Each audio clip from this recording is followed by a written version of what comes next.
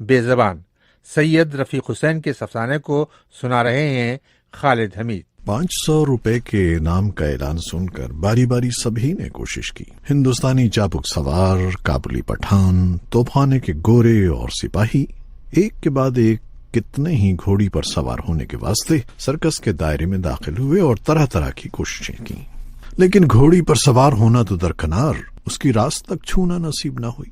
جو بھی آگے بڑھا دونوں کان پیچھے سکیڑ، دانت نکال، ہنہنا کر گھوڑی ایسے کاٹنے کو دوڑی کہ بہت سے تو جب ہی گرتے پڑتے سرکس کی دیوار پھان باہر بھاگے، اور اگر ایک آدھ ڈھیٹ بیت یا چابک گھماتا کھڑا بھی رہ گیا تو پھر گھوڑی نے گھوم گھوم کے ایسی دلتنیاں چلائیں کہ آخر مجبور ہو کر اس کو بھی پشیمان اور شرمندہ باہر آنا پڑا۔ سرکس کے مینیجر نے جو نیچی سی دیوار کے باہر کھڑا تھا، چاروں طرف سر گھما گھما کے تماشا دیکھنے والوں کو مخاطب کر کے پھر اعلان کیا، اتنا جنٹل مین سپاہی اور جوان چاروں طرف ہے، کوئی اور آئے آئے آئے، جس کا ہمت ہو، جو کوئی اس گھوڑے پر بیٹھے گا اور 4 قدم چلائے گا، سرکس کمپنی اس کو 500 روپے انعام دے گا۔ چاروں طرف کوچوں، کرسیوں اور پھر چھت تک اٹھتی چلی گئی بینچوں پر ہزاروں آدمی بیٹھے تھے۔ سرکس کھچا کھچ بھرا ہوا تھا، لیکن اب کسی کی ہمت نہ پڑتی تھی کہ کوئی آئے۔ ہر طرف سب خاموش شرمندہ سے بیٹھے تھے، اور ان کے سامنے تماشے کے چھوٹے سے گول چکر کے بیچ میں چمکدار سیاہ چکنی چپڑی تندرست نوجوان پھرتیلی چلبلی گھوڑی گردن کو محرابی خم دیے ہنہناتے ہوئے سر کو جھٹکے دے دے کر اور دم کی چوری جھپکا جھپکا کر اگلے پیروں سے زمین پر ٹاپے مار رہی تھی۔ اس کی اس حرکت میں فتح کی مسرت، حسن کا غرور اور شباب کی بھڑک آیا تھی، اور اس وقت جب کہ دنیا بھر کی نگاہیں اس سیاہ گھوڑی پر جمی ہوئی تھیں، سرکس کا چور دروازہ آہستہ سے کھلا۔ سن سے بھاگتی ہوئی ایک لڑکی ہوا کی طرح آئی، بجلی کی طرح اس کا ہنٹر کوندا، گھوڑی اچھلی، پھڑکی اور بھاگی، ہنٹر کوندا اور پھر کوندا، گھوڑی جان توڑ سرکس میں چکر لگانے لگی۔ اب سب کی نگاہیں اس سفید انسانی بچھڑی پر جم گئیں۔ بوٹا سا قد، دوہرا جسم، سیاہ بال، کھال سے چمٹا چست سرکس کا لباس، حسن تھا، جادو تھا، قہر تھا کہ سحر تھا۔ اس کے ہاتھ، اس کے پیر، اس کا سینہ، اس کی گردن، اس کا سر، اس کی آنکھیں، ہر ایک کشش دل کا مرکز تھا۔ اور کیوں؟ اس لیے کہ وہ ایک مجسمہ شباب تھی۔ دنیا اس کو تکتی تھی اور وہ بے خبر تھی۔ ہنٹر گھماتے گھماتے ایک دفعہ وہ لپکی، سپاٹے بھرتی گھوڑی پر ہاتھ لگاتے ہی بجلی کی پھرتی سے سوار ہو گئی، دونوں ہاتھوں سے کھلے ہوئے بالوں کو سنوارا اور پھر بھاگتی گھوڑی کی ننگی پیٹھ پر کھڑی ہو گئی۔ گھوڑی نے چکر پر چکر اور تیزی سے لگانا شروع کر دیے۔ اس وقت اس کے کھلے ہوئے سیاہ بال گلابی ربن کی بندش سے آدھے آزاد، پیچھے پیچھے پھرپھراتے اس کی چست پاجامے میں مرفوف گول گول ٹانگیں ہلکے ہلکے لچکتی تھیں، دونوں ہاتھ ہوا میں لہراتے تھے۔ سرپٹ بھاگتی ہوئی گھوڑی پر وہ ایک رقص سا کر رہی تھی۔ سب کی نگاہیں ادھر لگی ہوئی تھیں۔ وہاں چوٹ دروازہ آہستہ سے پھر کھل چکا تھا۔ چکر لگاتے لگاتے ایک دفعہ ادھر گھوم، گھوڑی میں سوار اس کے اندر غائب ہو گئی۔ کئی سیکنڈ تک تماشبین سکتے کی سی حالت میں خاموش رہے، اور پھر تالیوں کے شور سے آسمان سر پر اٹھا لیا۔ سرکس کے لکھنؤ آنے کے چند ہی دن بعد سارے شہر میں گھوڑی اور لڑکی کا شہرہ ہو گیا۔ ان دونوں کے حسن، خوبصورتی، شرارت اور شہ سواری پر طرح طرح کے اظہار خیال ہونے لگے، اور بیسیوں روایتیں، افواہیں پھیلتی چلی گئیں۔ سرکس کے چھوٹے بڑے جانور، ان کے پنجرے اور کام کرنے والوں کی چھولداریاں، سب کے چاروں طرف اونچی اونچی قناتیں کھڑی کر کے ان کو عوام کی نظروں سے پوشیدہ کر دیا گیا تھا۔ اس کے علاوہ سرکس کے مالک یا مینیجر کی اپنے لوگوں کو سخت ہدایت تھی کہ وہ کسی سے نہ ملیں اور نہ ہی باہر جائیں۔ ایسی حالت میں لکھنؤ کی مخصوص خلقت یعنی شوقین، آوارہ منش اور مفلس شرفا قناتوں کے چاروں طرف اور بھی زیادہ چکر لگانے لگے۔ ان سب باتوں کا آخر نتیجہ یہ ہوا کہ یہ شہرت نواب محمود علی خان تعلقہ دار ڈلی آباد تک پہنچی، اور ایک دن وہ خود سرکس کا تماشا دیکھنے آ گئے، جہاں ان کے واسطے نشستیں مخصوص کر کے آراستہ کر دی گئی تھیں۔ نواب نے سب کرتب حیرت سے دیکھے اور پسند کیے، لیکن سب سے زیادہ اس لڑکی اور گھوڑی کا کھیل پسند کیا۔ تماشا ختم ہونے پر انہوں نے مینیجر سرکس کو اپنی نشست پر طلب کیا اور بڑی دیر تک ان سے سرکس کی تعریفیں کی، خاص کر اس لڑکی کی، یہاں تک کہ انہوں نے انعام دینے کے واسطے لڑکی کو بھی اپنے پاس بلانا چاہا، مگر جب مینیجر سے یہ معلوم ہوا کہ لڑکی کا تماشا کرنے کے علاوہ باہر آنا ممکن نہیں، تو مینیجر کے لیے اپنی رسٹ واچ اور 50 روپے لڑکی کے واسطے انعام بھجوا دیے۔ نہ صرف یہی بلکہ دوسرے روز پھر تماشے میں بہت پہلے سے آ گئے، مینیجر کو بلوایا، دنیا بھر کی باتیں اور ہیر پھر کے لڑکی کے متعلق اور گھوڑی کی باتیں کرتے رہے، لیکن اس وقت مینیجر اپنا زیادہ وقت نواب صاحب کو نہ دے سکا، اسے تماشے کی جلدی تھی اس لیے چلا گیا۔ تماشا ختم ہونے پر وہ خود ہی پھر آ گیا۔ نواب صاحب نے 100 کے 5 نوٹ سرکس کو انعام میں دیے، بڑی دیر تک باتیں کی، اتنی کہ رات گئے واپس ہوئے۔ دوسرے دن نواب صاحب نے مینیجر کو اپنے محل پر صبح کے کھانے پر دعوت دی۔ نواب صاحب کی اس خاص توجہ اور مہربانی کا مطلب مینیجر سرکس بھی پوری طرح سمجھ گیا تھا۔ 100 سے اوپر محل، 65 برس کی عمر، نواب صاحب کی دولت اور اس کے استعمال سے کون ایسا تھا جو واقف نہ تھا؟ جہاں دیدہ جہاں گشت مینیجر نے بھی سمجھ لیا تھا کہ یہی موقع ہے، جو کچھ بھی کمایا جا سکے کما لیا جائے، اس لیے اس نے بڑی تدبیر اور دور اندیشی سے کام لیا۔ کھانے کے بعد جب اصل معاملے کی باتیں شروع ہوئیں تو اس نے پہلے تو بڑی ہی پریشانی اور گھبراہٹ ظاہر کی، اس معاملے میں کچھ سننا ہی نہ چاہتا تھا۔ اس کا کہنا تھا کہ لڑکی کا باپ اور بڑا بھائی دونوں ساتھ ہیں، سخت نگرانی کی جاتی ہے، کچھ کیا ہی نہیں جا سکتا۔ لیکن پھر بعد میں جب اس کو بہت کچھ لالچ دیا گیا تو بہت ہچکچاہٹ کے بعد ایک تجویز اس طرح پیش کی، نواب صاحب، آپ کے اخلاق اور مہربانی نے مجھ کو مجبور ہی کر دیا، لیکن حضور دیکھیں کہ میں اس قدر خطرناک کام کرنے پر آمادہ ہو گیا ہوں، اگر کچھ بھی گڑبڑ ہو گئی تو 10-12 برس جیل خانے میں چکی پیسنا پڑے گی۔ بہرحال اب جو کچھ بھی ہو، آپ کا کام تو پورا کروں گا ہی۔ کل اتوار کا تماشا ختم کر کے ہم لوگ پرسوں یہاں سے کانپور جانے والے ہیں۔ آپ پیر کے صبح کو اپنا موٹر خود ہی لے کر ہم لوگوں کے قناتوں کے دروازے پر آئیں اور انتظار کریں۔ لڑکی کی طبیعت کچھ خراب بھی رہتی ہے، میں اس سے کہوں گا کہ ڈاکٹر کے پاس جانے کے واسطے موٹر ہے اور اس دھوکے سے لا کر اس میں سوار کر دوں گا، اس کو شبہ بھی نہ ہوگا کہ کیا ہو رہا ہے۔ آپ اس سے کوئی بات نہ کریں، خاموشی سے بیٹھائے لیے چلے جائیں۔ محل میں جا کر پھر جو بھی ہو اس کے ذمہ دار آپ ہیں، جو کچھ بھی انتظام کرنا ہو کر لیں۔ اس کے باپ اور بھائی کی زبان بند کرنے کے واسطے بھی ہر ممکن طریقہ اختیار کرنا ہوگا، اور اس لیے میں حضور سے صاف صاف کہہ دیتا ہوں کہ 10,000 سے کم میں یہ کام کرنے پر میں ہرگز تیار نہیں ہوں۔ اس میں مجھے کیا ملے گا یہ خدا ہی بہتر جانتا ہے۔ پولیس اور اس کے رشتہ داروں کو دے دلا کر کچھ مل گیا تو مل ہی گیا، ورنہ کھاتے میں چکی پیسنا تو بدا ہی ہے۔ نواب صاحب، میں تو آپ سے پھر التجا کرتا ہوں کہ آپ اس لڑکی کا خیال چھوڑ دیں، وہ آپ کے پاس کی چیز نہیں ہے۔ سرکس 20 دن لال باغ میں ٹھہرا۔ اتوار کی شام کو آخری مرتبہ تماشا کر کے پیر کے صبح کو یہاں سے کوچ کا سامان ہونے لگا۔ صبح اندھیرے ہی 22 گھوڑوں کو لے کر پیدل روانہ ہو گئے تھے۔ باقی جانوروں کے پنجرے چھکڑوں پر لادے جا رہے تھے، لوگوں کی چھولداریاں گرا گرا کر تہہ کی جا رہی تھیں، ہر آدمی کسی نہ کسی طرح کام میں مشغول تھا۔ ایک طرف ایک ہاتھی بیٹھا تھا جس پر بہت سا سامان لدا ہوا تھا، اس پر چند بندر بندھے ہوئے تھے، اب یہ بھی روانہ ہونے کے واسطے تیار ہو گیا تھا۔ باقی ہاتھی ابھی یوں ہی کھڑے جھوم رہے تھے۔ مینیجر کا چھوٹا سا خیمہ ابھی لگا ہوا تھا اور وہ اس کے سامنے آرام کرسی پر لیٹا نواب صاحب کی آمد کا منتظر تھا۔ ایک آدھ آدمی ادھر ادھر سے آ کر اس سے پوچھ گچھ کرتا، جس پر وہ ان کو معمولی ہدایتیں بھی دیتا، اور پھر گھڑی کو دیکھ کر انتظار میں لیٹ جاتا تھا۔ 9 بجے کے قریب نواب صاحب کے موٹر کا ہارن بجا۔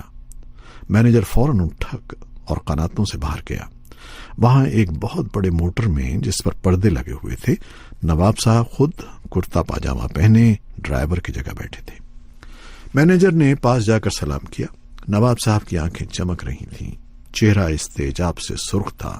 مسکرا کر گھبرائی ہوئی آواز میں پوچھا، کیسے؟ مینیجر اطمینان سے، سب انتظام ٹھیک ہے۔ نواب صاحب جلدی سے، بہتر ہے پھر جائیے، جلدی کیجیے۔ مینیجر نہایت اطمینان سے: میری طرف سے مطمئن رہیں، اب آپ بھی تو مجھے اطمینان دلائیں۔ دیکھیے نواب صاحب، اس واقعے کے بعد میرا آپ کے محل پر جانا کسی طرح ٹھیک نہ ہوگا، اور نہ تو آپ کا یا آپ کے کسی آدمی کا ہی آنا ٹھیک ہوگا۔ دوسرے کسی اور شخص کا بیچ میں پسند نہیں کرتا۔ نواب صاحب جلدی سے گدی کے نیچے سے نوٹوں کا بنڈل کھسیٹ کر اور ان کو کھولتے اور بند کرتے ہوئے: آپ کی رقم آپ کے اطمینان کے واسطے موجود ہے، ایک ہاتھ سے لڑکی کو سوار کیجئے، دوسرے ہاتھ سے اپنا معاوضہ لیجئے، چاہیے جلدی کیجئے، میرا یہاں اس طرح زیادہ ٹھہرنا نازیبا ہے۔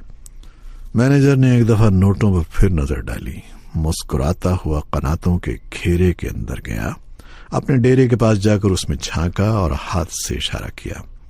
اندر سے وہی لڑکی وہی تماشا کرنے کا چست لباس پہنے مسکراتی ہوئی نکلی اور مینیجر کے پیچھے پیچھے چلتی۔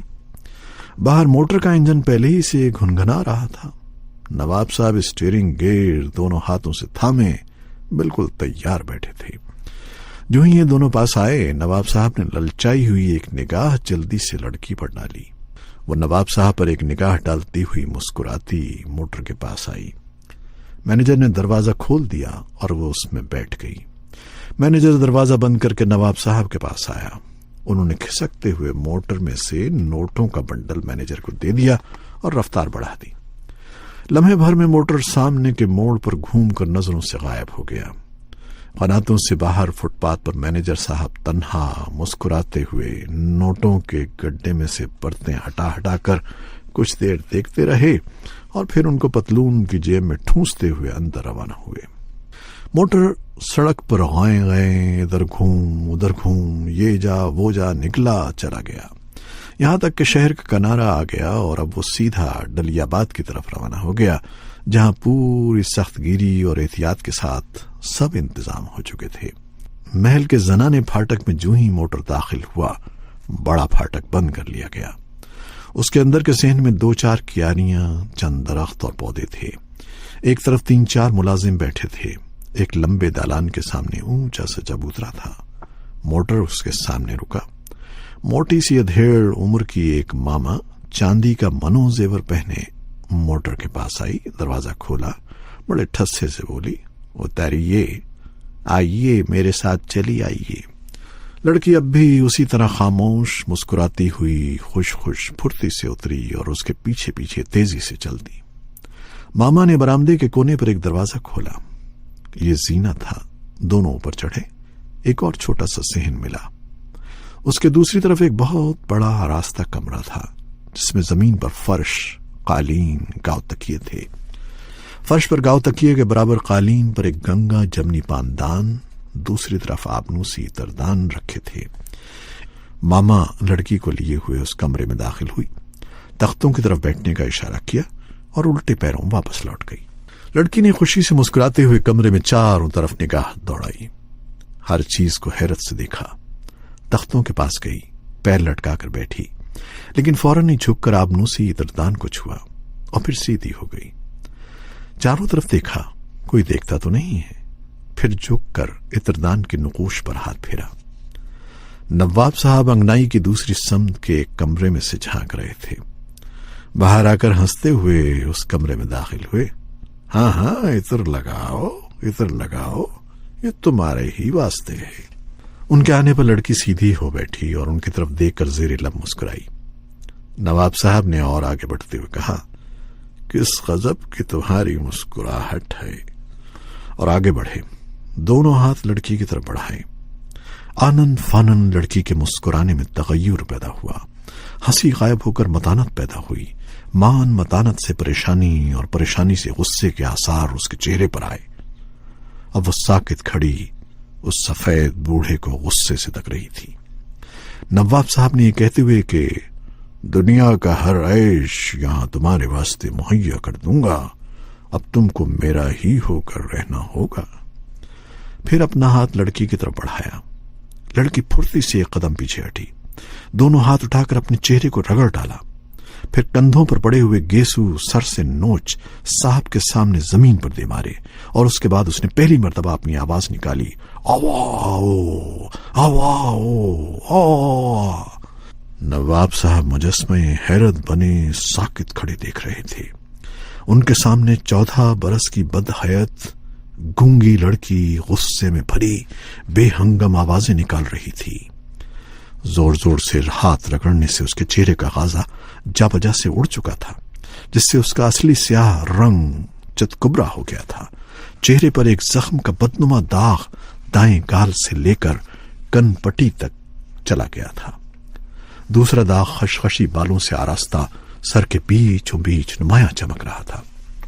وہاں نہ باپ تھا نہ بھائی، مکروہ صورت لاوارث لڑکی، فکر کون کرتا؟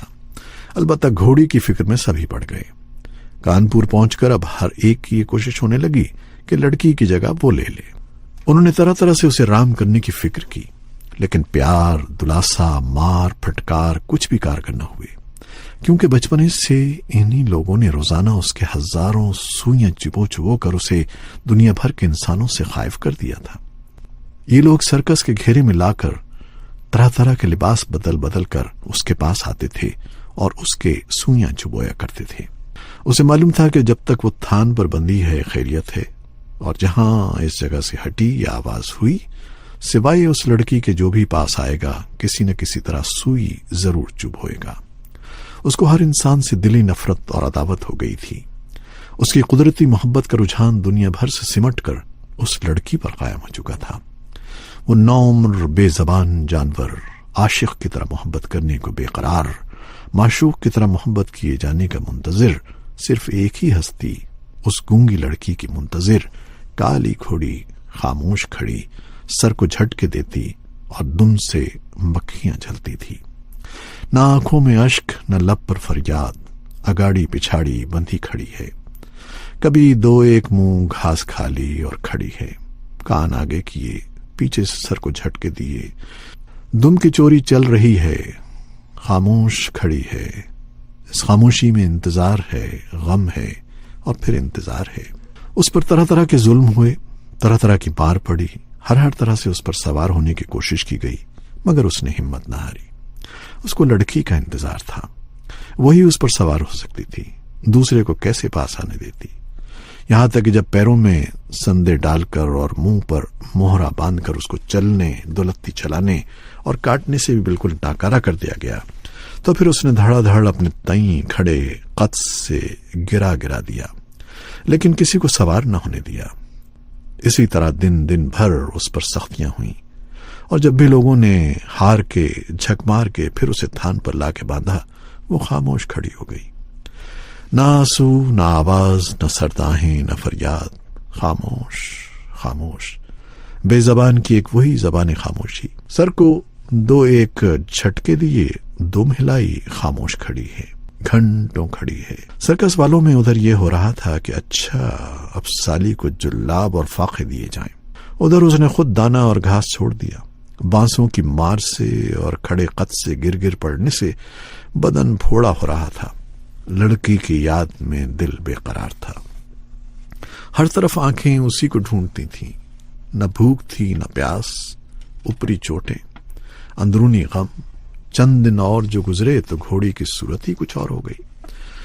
بھڑکتی تھرکتی ہوئی موٹی تازہ سیاہ چمکتی بچڑی کے بجائے سست مریل میلی سیاہ نیچی کھچی گھڑیا سر جھکائے اونگتی ہوئی سی کھڑی ہے۔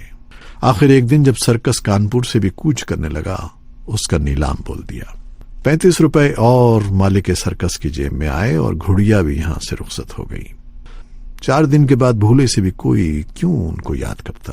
کیسی لڑکی، کس کی گھوڑی، گھاس کوڑا، اس کا کیا، پڑا ہے تو پڑا ہے، نہیں تو آندھی آئی اڑ گیا، پانی آیا بہہ گیا۔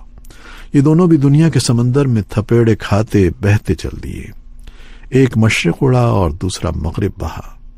اتفاق نے اکٹھا کر دیا، مل گئے، حادثات نے جدا کر دیا اور الگ ہو گئے۔ نہ اس کا کوئی گھر نہ دوارا، سرکس کی زندگی کیا تھی، صبح کا خواب تھا۔ چونکتے تو کچھ نہ تھا، گھوڑی کے لیے یکا تھا، یکے والا تھا، کانپور کی سڑکیں گلیاں تھیں۔ ادھر لڑکی کے لیے چولہا تھا، برتن تھے، سل تھی اور بٹا تھا، اور 2 بیویوں کی خدمت تھی۔ مسالہ پیسنا، برتن مانجنا، کھانا پکانا، گھر بھر کو کھلانا، بچا کچا خود کھانا اور پھر اسی کو دہرانا۔ برس پر برس گزرے، گونگی لڑکی بے زبان، سل پر ہلدی، دھنیا، مرچیں، دونوں ہاتھوں میں بٹا، اکڑوں بیٹھی، آگے پیچھے ہل ہل جسم مجسم مسالہ پیسنے لگا ہے۔ اور دل، کم بخت دل، سرکس، سیاہ گھوڑی کی محبت بھری نگاہیں اور اس کی خمیدہ گردن، اس کا خوشنما ماتھا، جاڑوں میں کٹ کٹ کانپتے ہوئے، گرمی میں پسینے سے شرابور ہانپتے ہوئے، برسوں گونگی نے وہی گزرے ہوئے دن یاد کیے۔ پر قسمت نے کسی پہلو کوئی پلٹا نہ کھایا، اور زمانہ پلٹتا بھی تو کیا پلٹتا، نہ ماں باپ تھے، نہ بھائی بہن، نہ رشتہ دار، نہ ملنے والے، شوہر نہیں، اولاد نہیں، اس کی زندگی میں کوئی تغیر ہو ہی کیا سکتا تھا؟ امید بھی کیا ہوتی، تمنا ہی کیا ہوتی؟ بے آسرا، بے آرزو دن کٹتے گئے۔ چند سال میں لڑکی سے بڑھیا ہو گئی، جوتے کھاتے، خدمت کرتے 15 برس گزر گئے۔ سرکس کی وہ تندرست، سیاہ چمکتی شوخ گھوڑی کانپور میں نیلام ہونے کے چند دن بعد یکے میں جتنے والی گھوڑیا ہو گئی۔ اپنی پیٹھ پر کسی کو نہ بیٹھنے دیا تو کیا، کھڑکھڑاتا بھاری یکا دم کے پیچھے لگ گیا۔ اب ٹخ ٹخ مکڑیا، سٹا سٹ چابک۔ دن بھر شہر کی گلیوں اور اسٹیشن کے پھیرے ہونے لگے۔ دن بھر کی تھکی شام کو گھر آئی، ڈھیر سے ملائی ہوئی تھوڑا دانا، تھوڑی سی گھاس ملی۔ رات بھر مچھروں نے کاٹا، صبح ہوئی پھر چل دی شہر بھر کی خاک چھاننے۔ نہ شباب رکا، نہ جوانی ہی آئی، اسمار اور محنت سے دونوں ہی بھاگ گئے۔ بچڑی سے یکے کی گھڑیا ہو گئی، اسٹیشن پر جوتی کسی کھڑی اونگ رہی ہے۔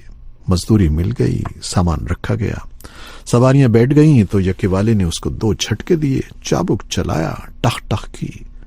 گھوڑیا نے دم ہلائی، سر اوپر نیچے ہلایا اور پھر منڈیا نیچے غوطے میں کھڑی ہو گئی۔ گھوڑی او گھوڑی تیرا ست یا ناس ہو، چل، ٹخ ٹخ ٹخ ٹخ، سٹ چابک۔ گھوڑیا نے پھر دم ہلائی، سر ہلایا، دم ہلائی، سر ہلایا اور کھڑی ہے۔ پھر اس کو کرارے جھٹکے دیے گئے، او گھوڑی چل، تیرا ستیہ ناس لگے، ٹخ ٹخ ٹخ ٹخ۔ اب پیروں سے زیادہ سر کو اوپر نیچے ہلاتی ٹھمک ٹھمک گھوڑی چل پڑی تو اور سٹا سٹ چابک پڑنے لگے۔ راستہ چلنا دشوار ہو گیا۔ ایک روز حسب معمول گھوڑیا یکا کھینچتی ٹھمک ٹھمک چلی جا رہی تھی۔ بازار میں ایک جگہ اسے روکا گیا، رک گئی، منڈیا نیچے کر کے کھڑی ہو گئی۔ یکے پر پردے پڑے تھے، اس میں 2 زنانی سواریاں تھیں، ایک مرد ساتھ تھا۔ مرد وہی کالے خاں باورچی تھے، سواریوں میں ایک بیوی، دوسری گونگی باما تھی۔ کالے خان نے ایک دکان پر سے زنانے گرگابی جوتے لا کے پردے کے اندر سر ڈال کے بیوی کو دکھائے۔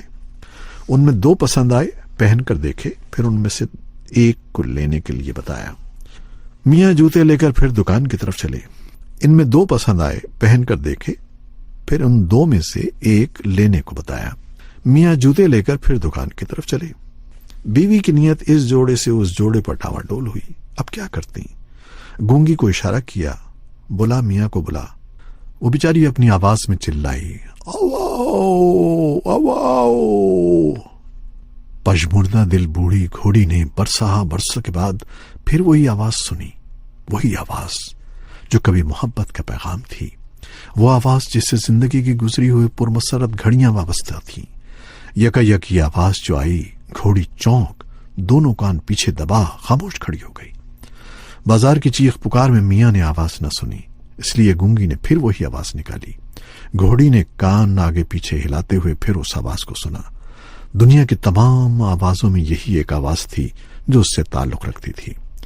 برسوں سے اس کے لیے کان ترستے رہے، برسوں سے اس آواز کے سننے کی نا امیدی ہو چکی تھی۔ یہ آواز لڑکی آ گئی، مل گئی، کہاں ہے؟ چلی جائے گی، پھر نہ ملے گی، کیا کروں؟ غالباً کچھ اس قسم کے خیالات گھوڑی کے دماغ میں آئے ہوں گے، یا جو کچھ بھی، لیکن یہ واقعہ ہے کہ دوسرا کہ جو گھوڑی نے اس آواز کو سنا تو پھر یہ معلوم ہوا کہ اس مریل گھوڑی میں کسی نے بجلی بھر دی۔ اس نے ایک دفعہ ہنہنانے کی تڑپ ماری، जाल में फंसे हुए जंगली हिरन की तरह वो तड़पी और फड़की। देखते देखते सांस के टुकड़े टुकड़े हो गए। घोड़ी आजाद बमों में से निकल यक्के के चारों तरफ फिरने लगी। वो रुकती भागती, कभी अलिफ होती, कभी दुलत्तियां चलाने लगती। कान सुकेड़े दांत निकाले यक्के के गिर्द घूमने लगी। चारों तरफ सैकड़ों आदमी जमा हो गए थे, लेकिन सब खौफसदा भागने के वास्ते तैयार, दूरी से तमाशा देख रहे थे। इन्हीं में यक्के वाला और मियां काले खां भी शामिल थे, जो कि फासले ही से नुमायां उछल कूद और बुलंद तर चीखों से अपनी वाबस्तगी इस गुलाफ पोश यक्के से जाहिर कर रहे थे, जो कि अब टेढ़ा बमों को लटकाए रुकू की हालत में खामोश खड़ा था। और उसके इर्द गिर्द खौफनाक वहशी काली घोड़ी इस इरादे से तवाफ कर रही थी कि अगर कोई पास आया तो जान ही ले लेगी। और सफेद पर्दे का यक्का बीच में अजीब मजलूमियत से साकित टेढ़ा चौका खड़ा था। दरअसल ये मालूम हो रहा था कि दुआ मांग रहा है। उसके पर्दों के अंदर भी बिल्कुल खामोशी थी। बीवी डर के मारे बेहोश हो चुकी थी। गूंगी पर्दे का एक कोना हटाए यक्के के डंडे पकड़े खामोश बैठी बाहर देख रही थी। आंखों से आंसू जारी थे, जो बराबर एक के बाद एक गालों पर से बहकर टिप टिप गिर रहे थे। उसके चारों तरफ 2000 आदमियों का हिजान था और इर्द गिर्द घोड़ी के वहशियाना करतब थे। उसने उस वक्त अपनी पुरानी दुनिया को फिर एक दफा जिंदा होते देखा।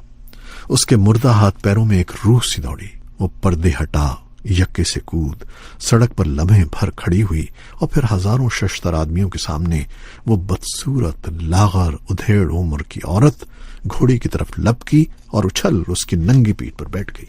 इसके साथ ही घोड़ी भी जिधर उसका मुंह था उधर ही सीधी सर पर दौड़ पड़ी। लोगों की भीड़ काई की तरफ फटती गई और घोड़ी तीर की तरह निकल ये जा वो जा निकली चली गई। बूढ़ी औरत को लिए बूढ़ी घोड़ी बेतहाशा भागी। चौराहों पर होती, जगह जगह घूमती, बाजारों में कतराती, भागती चली गई। मोहल्ले पर मोहल्ले गुजर गए और वो भागती चलती चली गई, यहां तक कि शहर का किनारा भी आया और निकल गया। अब लंबा सीधा कालपी रोड था, उस पर भी वो दोनों मीलों मील चले गए। 5 और 10 और फिर 15 मील हो गए तो फिर दोनों मिस्कीन बेज़बान मुसाफिर उस असली मंजिल मकसूद को पहुंच गए जिधर हम सब दुनिया के मुसाफिर बढ़े चले जा रहे हैं। 15 मील के बाद बुढ़ी घोड़ी के पैर लड़खड़ाए, सरपट भागते में ठोकर खाई, मुंह के बल जमीन पर गिरी। उसका भी सर पाश पाश हो गया। गूंगी औरत की भी हड्डी हड्डी टूट गई, जिसने घोड़ी से भी 10 गज आगे पक्की सड़क पर पटखनी खाई थी। ए दोस्त, ना रंजीदा हो, यही वो आखिरी मंजिल मकसूद है जिसके हासिल करने के वास्ते ये दोनों जुदा जुदा जी रहे थे। वरना और क्या था, किसका आसरा था, किस हुसूल की तमन्ना थी। शबाब लुट चुका था, जवानी उजड़ गई थी। बुढ़ापे में एक कहीं दूसरा कहीं, किसी न किसी तरह राहिए मुल्क अदम हुए। चंद मिनट की ही सही, आखिर यकजाई फिर हुई। फिर वही शबाब का मशगला चंदे नसीब हुआ और ये खत्म भी ना हुआ था कि ड्रॉप सीन हुआ। बेज़बान सैयद रफीक हुसैन के लिखे हुए अफसाने को खालिद हमीद सुना रहे थे।